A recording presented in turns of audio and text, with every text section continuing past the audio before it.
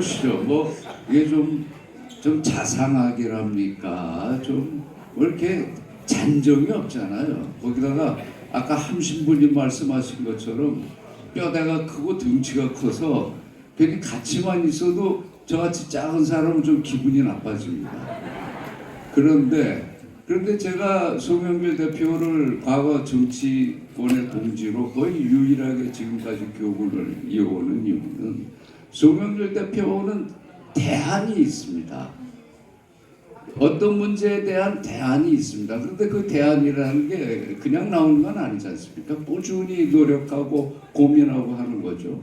우리 함신부님 증언하신 것과 파리에서 같이 생활하셨던 스님도 말씀하시지만 국회의원 같은 동료가 보는 동료가 정확합니다. 그 국회의원 되게 바쁘거든요. 지역구 관리도 해야 되고. 근데 늘 손에서 책을 놓지 않는 송영길입니다. 그래서 좀 죄송합니다. 오늘 여기 우리 현역 우리 의원님들도 많이 와 계시지만 제가 정치를 조금 먼저 했던 선배 입장에서 보면 지금 정치하시는 분들 마음에 안 들 때가 많아요. 좀 월급쟁이 하려고 국회의원 하나, 셀러리맨 같은 것, 우리가 소위 생계형 정치인이라는 말도 하는데 그것보다는 우리가 당면한 문제들에 대한 대안을 갖고 꾸준히 싸우는 게 필요한데 송영길 대표는 꾸준히 그걸 해왔어요. 제가 짧게 해야 된다니까 안 하겠습니다만 우리 대한민국 국민 대부분이 고민하는 주거 문제에 대해서 누구나 집 프로젝트라는 걸 뚝심 있게 밀어붙였고요. 제가 그 책 보고 참 감탄했습니다. 그리고 제가 독일 대사할 때 외교의 현장 최일선에 있을 때 송 대표가 책을 하나 보내왔어요. 둥근 것은 강한 것을 이긴다라고 하는 책인데 현 국제체제 하에서 우리가 어떻게 해서 살아남아야 되는가에 대한 아주 탁월한 시각 그리고 정말 애국심으로 충만한 우리 민족의 살 길을 보여줄 그런 대안을 보여줬습니다. 현역 의원으로 말이죠. 뭐 이런 것은 그 이후에 여러분 다 아시는 것처럼 우리 한민족의 살길 미래의 먹을거리를 확보하기 위해서 우리가 뭘 해야 되는가 하는 고민 이런 거에서 이제 환경제위원회 같은 것도 만들고 그랬는데요.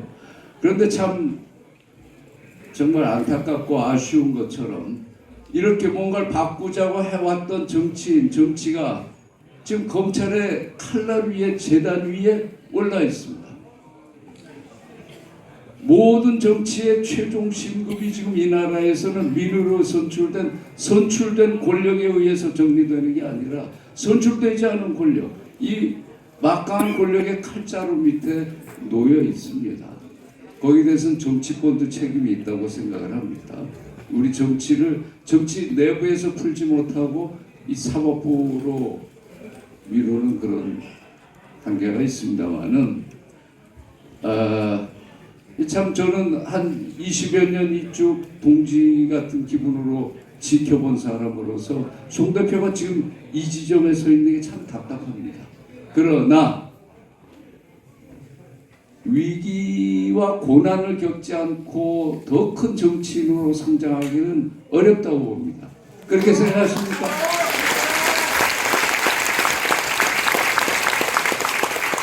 송영길 대표가 지금 정말 직면하고 있는 이 정치적 시련과 위기를 반드시 극복을 해서 이 나라를 위해서 정말 큰 일을 할 수 있는 그런 새로운 정치인으로 거듭날 수 있기를 바랍니다. 고맙습니다. 여러 번 다녀봤지만 이런 재밌는 축사들을 듣는 거는 좀 오늘이 처음인 것 같습니다. 우리 좋은 축사해 주신 전봉구 의원님께 큰 박수 부탁드립니다.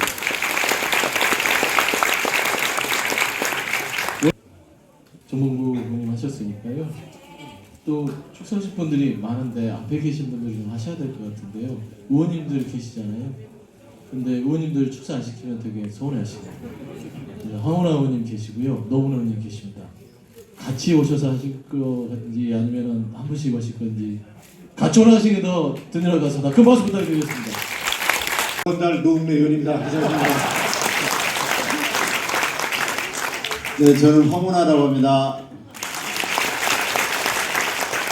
우리 송영길 대표께 우리 할 말이 없습니다. 우리 따뜻하게 지금 당에서 아랫목에 있는데 시컨드 프랑스 가서 공부한다고 갔더니 거기서 조사하겠다고 끌고 와갖고 지금 조사도 못하고 있는 게 윤석열 정권의 정치 검찰입니다. 맞습니까? 근데 저도 쫄지 않고 이렇게 선전포고 했잖아요. 멋지죠? 신나죠? 윤석열 정권이 우리 검찰공화국 만들려고 정치검찰 이용해갖고 이렇게 정치도 장악하려고 발악을 하고 있는데 거기에 지금 싸우겠다고 나선 게 우리 송영길 대표인 거죠? 여기에서 지금 얘네들이 정치검찰 그리고 윤석열 정권이 하려는 거는 결국에는 이재명 대표 그리고 송영길 전 대표 때려잡고 그리고 제1야당 민주당 분열시켜서 총선 승리하려는 거 아닙니까? 맞습니다. 근데 그거를 못 참겠다. 나 죽어도 한번 싸워보겠다 한 게 오늘의 선전포고 아니겠습니까? 우리 여기 있는 분들 용해진 대표 거래서 싸우는데 우리는 겁먹고 쫄아서 가만히 있을 수는 없겠죠? 저도 앞장서서 저도 지금 조금 정신타를 갖고 있거든요. 나 뭐 받아먹는 놈 아닌다고 받아먹었다고 그래요. 근데 밥 준 사람이 없어요. 준 사람이 내가 만난 적도 없는 놈이에요. 정가 16범이고 저도 싸움 함께 송영길 대표와 함께 앞장서서 싸워서 결국에는 우리 윤석열 정권 정치검찰이 국민한테 무릎 꿇을 때까지 앞장서서 같이 싸우겠습니다. 고맙습니다.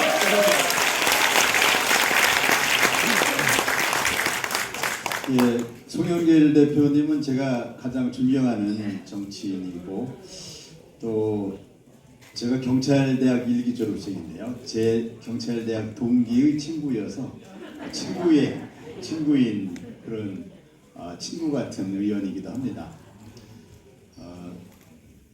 송영길 대표가 이 책을 펴내면서 정권이 아니라 나라를 뺏겼다 이렇게 표지했었더라고요. 그 말이 정말 와닿습니다. 지금 우리는 이제 검사가 지배하는 나라에 지금 살고 있습니다. 나라를 뺏긴 것과 다를 바 없습니다. 지금의 시대 정신은 검찰개혁이라고 저는 생각합니다.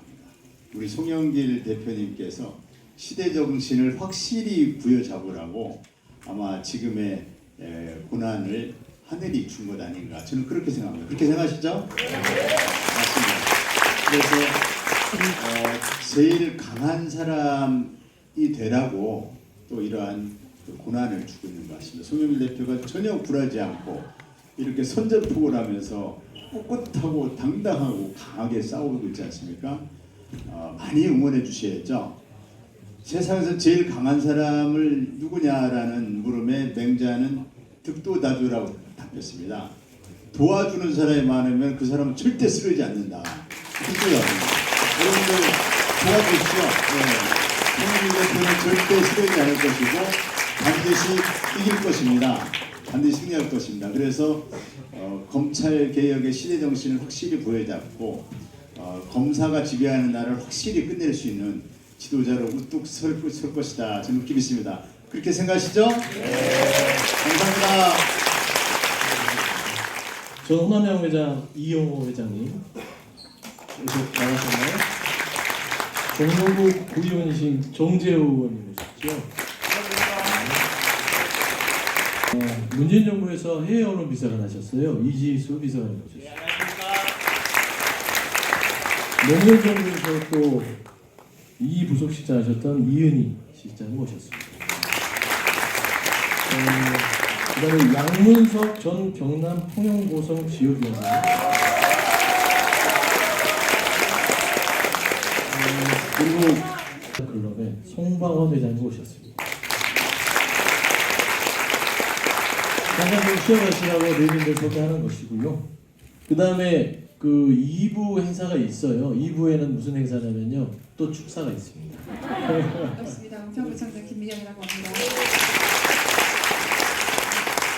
저는 행정을 하는 사람이라 이제 송 대표님께서 그 인천 시장님 하실 때 잘 하시는 모습을 꼭 제가 많이 배웠거든요. 그래서 굉장히 존경하고 또 아까 이재명 대표님께서 말씀하시기를 함께 꾸는 꿈이 현실이 될 수 있다고 하잖아요.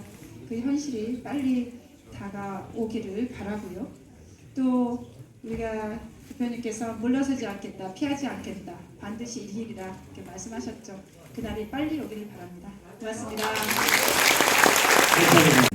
죄송합니다. 다시 한번 사과 말씀드립니다. 저 축사를 이게 끊고 나서 2부 축사를 준비했는데요. 아무래도 또 끊기고 축사하면 또 지루하실 것 같아서 마저 하시는 게 좋을 것 같죠? 네, 축사 끝나고 공연 듣고 이렇게 하는 게 훨씬 좋을 것 같아서 사회자 직권으로요. 2부 축사는 없애도록 하겠습니다. 안녕하십니까. 저는 사실은 정말 이 민주당 분들하고는 예전에 제가 안치소 운동할 때는 뵀던 분들이 많이 있어요. 지금 우리 노웅래 의원님이나 내가 정봉배 의원님 자주 뵙고 했었는데 과거에. 그다가 보수로 넘어가서 한 16년간 보수 운동하다가 다시 넘어온 건 아닙니다. 다시 넘어온 건 아니고 윤석열 추적하다 보니까 그냥 이 동네까지 오게 된 건데 소영길 대표하고는 제가 한 번도 뵌 적이 없었어요. 이상하게. 예를 들면 우상호 의원이라든지 임종수 의원 한 번씩은 다 봤었는데 제가 한 번도 뵌 적이 없었고 보수 진영에서는 사실 소영길 대표에 대해서 거의 모릅니다. 거의 몰라요. 오히려 임종석 막 훨씬 더 많이 꽂혀 있어요. 보수 진영에서는. 근데 소영길 대표가 이미지 하면은 보수에서는 그 베트남 사건과 하나밖에 없습니다. 그래서 인상도 그렇고 술 좋아하고 여자 좋아하는구나 이걸로 다 이미지가 돼 있는데 진짜 아까 우리 한생구 선생님 말씀대로 저도 정말 소영길 대표와 이렇게 이 공부를 많이 하고 이렇게 노력하는 정치라는 건 이번에 처음 알았습니다. 책을 한 10권 정도 가까이 제가 사실 다 구매했어요. 구매해서 제가 2달 동안 읽어보는데 이 의정활동하면서 정치, 경제, 외교 부분들, 현대사 부분들 정말 꾸준히 공부를 하시는구나.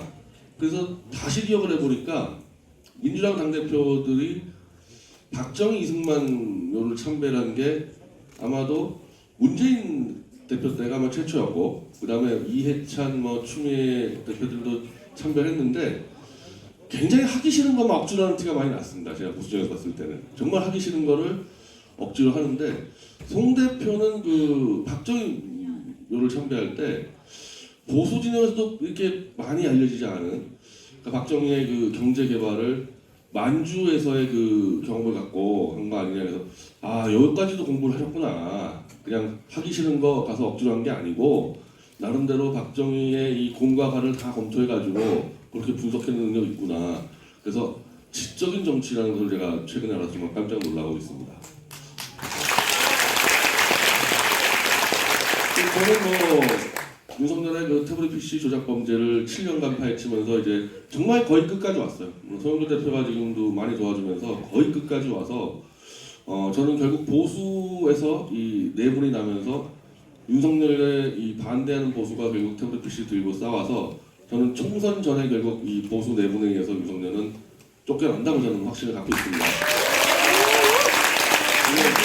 그 과정으로 우리 민주당 지지자분들, 촛불분들이 다 도와줘서 태블릿 PC 진실이 다 드러나게 되는데 어쨌든 그 점에 대해서 윤석열은 결국 그걸로 인해서 쫓겨날 거고 그러면 사실 대선이 생각보다 가까이 온다는 얘기잖아요. 총선 직후에. 저는 만약에 우리가 윤석열을 쫓아내고 다시 대선하게 되면요. 지금까지 한 20년 동안의 대선은요. 제가 좌우 양쪽에 가보니까 저놈이 싫어서 나가는 투표가 거의 대부분이었습니다. 특히 보수 진영에서는요. 문재인, 이재명 그 사람들 싫어서 나가는 투표였습니다. 이재명 대표를 어느 정도로 싫어하느냐? 윤석열은 저를 포함한 보수 인사 200명을 감옥에 집어넣은 사람입니다. 이명박, 박근혜 보수 대통령 2명까지 감옥 넣었어요. 근데도 보수가 왜 윤석열 찍으러 갔냐? 이재명이 더 싫다는 거예요. 정신적으로 문제가 있어요. 제가 정신 문제가 있는데 어쨌든 흐름이라는 게 지금까지 전부 다 우리 대통령을 더 좋은 사람 뽑겠다가 아니라 상대 쪽에 나쁜 놈을 처단하자 이런 선거를 했단 말이에요.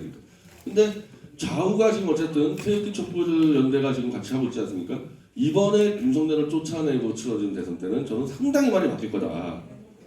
상대방을 미워해서 할 이유가 없이 같이 손잡고 윤석열이라는 정말 이 독재자도 아니고 그냥 이상한 그 사람을 쫓아내고 벌어지는 대선은 누구를 싫어해서 누구 심판해서가 아니라 진짜 좋은 대통령을 뽑기 위해서 나중에 아마 국회의원도 마찬가지일 거예요. 국회의원도 좋은 국회의원을 뽑기 위해서 아주 상생적인 선거가 될 것 같다고 저는 생각하는데 저는 그럴 때 아마 감춰졌던 소영길 대표의 능력이 단지 민주당 일주일 넘어서서 민주당 보수 쪽에서도 굉장히 큰 힘을 발휘할 거라고 생각을 합니다.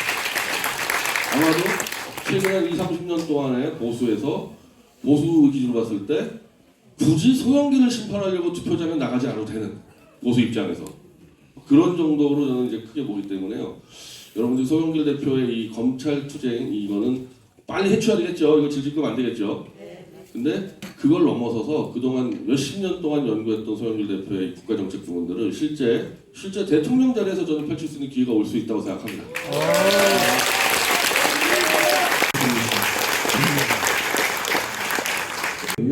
아주 민중가요의 아주 명이지라고 할 수 있습니다.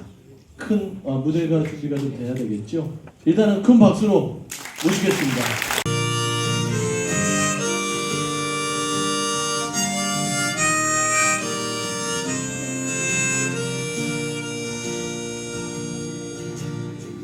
누가 나에게 이 길을 가라 하지 않았네.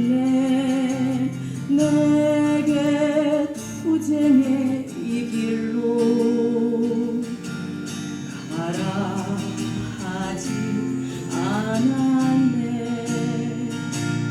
그러나 한 걸음 또 한 걸음 눈물 고개 넘어 투쟁의 길 걸어 한 걸음씩 딛고 왔을 뿐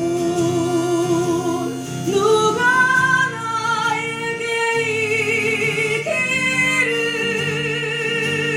일러주지 않았네. 사슬 끊고 흘러넘칠 민주 세상 이 길을